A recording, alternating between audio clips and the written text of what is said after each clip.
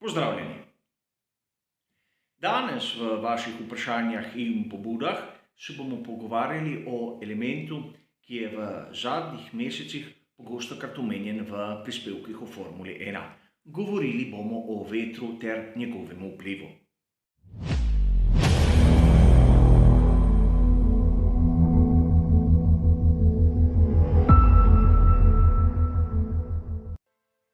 Pogostokrat boste tudi zasledili, da je imel določen voznik težave z bočnim vetrom.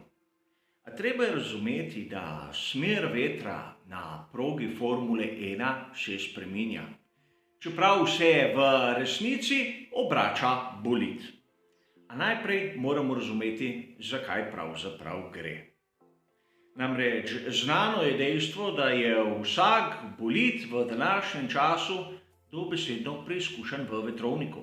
In v vetrovniku je bolid tisti, ki stoji na miru, in je cel element vetrovnika tisti, ki zračni tok pošlje nad bolid.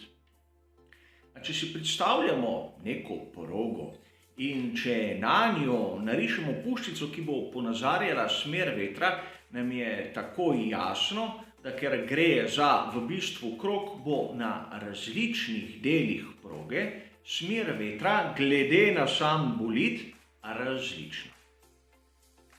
A prej, ko se bomo ukvarjali z vsemi tistimi možnimi variantami, moramo sploh razumeti, kako deluje smer vetra na sam bolid, podobno kot v vetrovniku.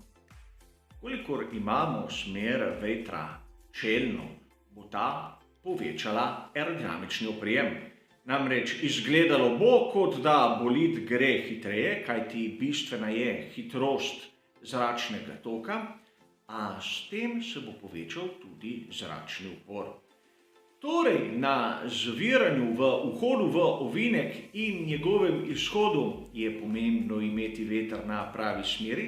Na ravnini čelni veter ni dober, kajti poveča zračni upor. Obratno bi lahko rekli, kolikor imamo veter od zadaj. Kolikor imamo veter od zadaj, bomo imeli manjši zračni upor in seveda manjši aerodinamični oprijem.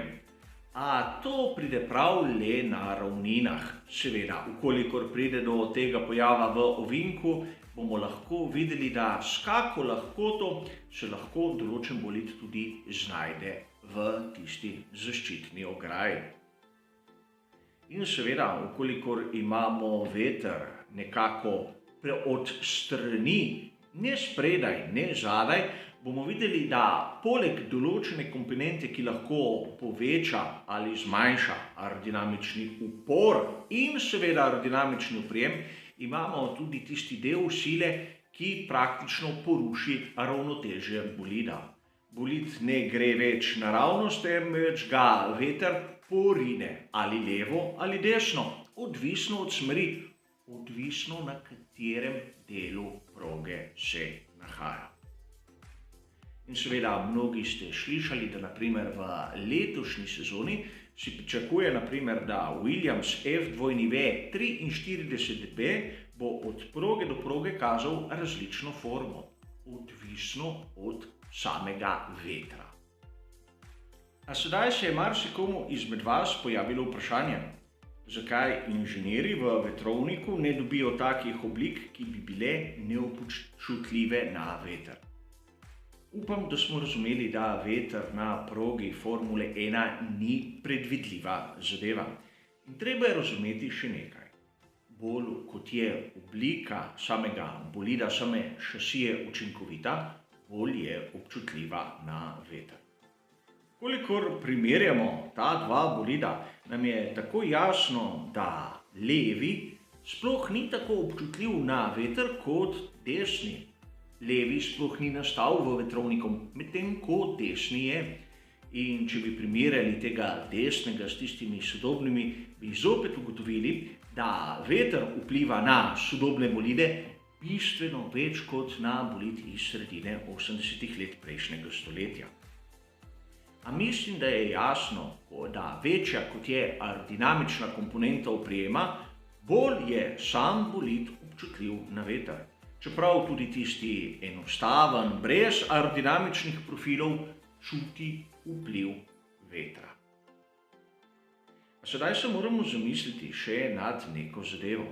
Namreč veter na določenih delih proge lahko piha v tisti smeri, ki je najmanj primerna za določen bolid. Lahko pride tudi do sunkov vetra. Ta ne piha enakomerno.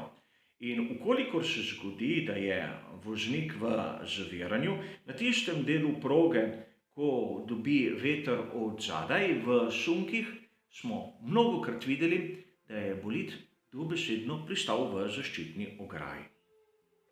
In seveda, mi navdušenci ne vidimo vetra. Ponavadi je ta podatek na kakem monitorju, če ga imamo pred seboj, ali če opazujemo na primer zastave, travo ali drevje. A mi lahko to le občutimo. A razumeti moramo, da kdaj pa kdaj, ko voznik brez razloga konča v ograji, je mogoče v ozadju bočni veter. A kot sem povedal, da se zgoditi, da na ravnini veter celo pomaga voznikom Formule 1. Razumeti moramo še nekaj drugega. Ponavadi na progah imamo dve ravnini, ki sta ena v eno smer in ena v drugo smer. Ukolikor piha veter, bomo takoj videli, da na eni ravnini vsi pridobivajo, medtem ko na drugi vsi izgubljajo. In seveda vprašanje, ki se je porodilo marsikomu izmed vas. Kdaj je veter dovolj močan, da se to pravzaprav občuti? Kakih resnih virov o tem ni. To je eden izmed podatkov, ki ga ekipe skrivajo in različno je od šasije do šasije. Namreč opazili smo, da nekateri bolidi so manj občutljivi na veter kot drugi.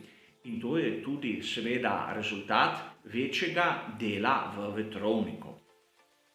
A sam sem opazil, da ko je hitrost vetra tam okrog 3 metre na sekundo, začnejo inženirji opozarjati svoje voznike. In seveda vidi se, da ko so te sunki vetra, začnejo na določenih delih proge voziti počasneje. Sami ste tudi slišali, da na določenih ovinkih je veter prisoten, a to zopet ni res. Veter je tak pojav, da je prisoten verjetno na celi progi.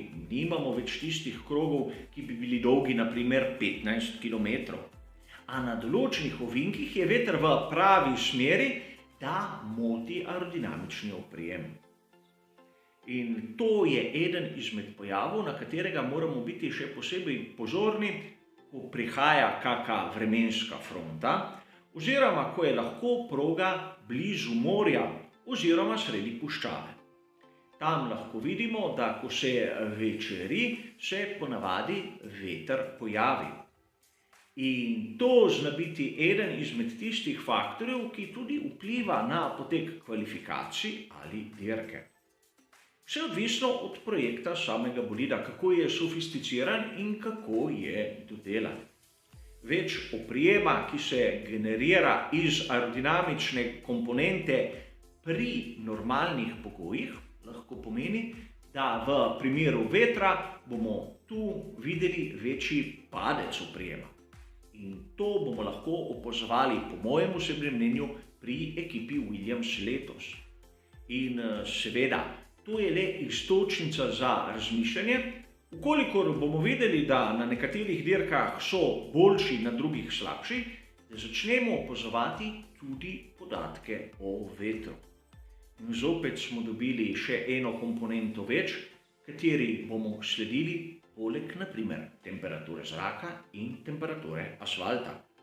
A toliko za danes, hvala za vašo pozornost in seveda nasvidenje.